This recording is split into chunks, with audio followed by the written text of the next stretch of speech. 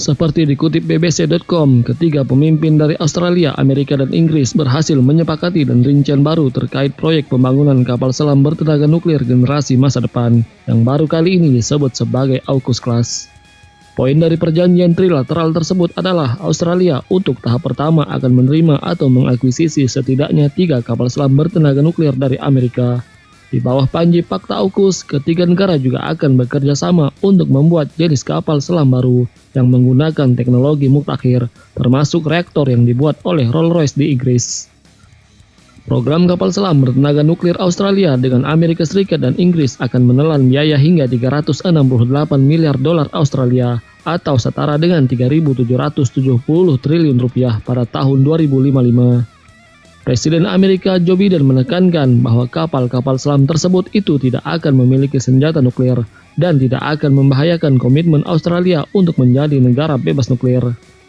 Berdasarkan kesepakatan yang diuraikan pada hari Senin lalu, personel Angkatan Laut Australia akan ditempatkan di pangkalan kapal selam Amerika dan Inggris mulai tahun ini untuk mendapatkan keterampilan yang diperlukan dalam mengoperasikan kapal selam bertenaga nuklir. Mulai 2027, Amerika dan Inggris juga akan menempatkan garnison berupa sejumlah kecil kapal selam nuklir di pangkalan Angkatan Laut Australia. Sebelum nantinya Australia membeli 3 kapal selam nuklir Virginia Class dari Amerika pada awal 2030-an, dengan opsi untuk membeli 2 unit lagi. Setelah itu, tahap berikutnya adalah merancang dan membangun kapal selam bertenaga nuklir yang sama sekali baru untuk Angkatan Laut Inggris dan Australia yang disebut SSN AUKUS. AUKUS Class akan dibangun di Inggris dan Australia dengan desain Inggris, tetapi menggunakan teknologi dari ketiga negara Fakta AUKUS. Kapal selam AUKUS Class secara garis besar dapat mendukung misi Angkatan Laut Australia dalam menjelajah laut lebih jauh dan lebih cepat dari armada kapal selam diesel listrik Collins Class yang saat ini digunakan.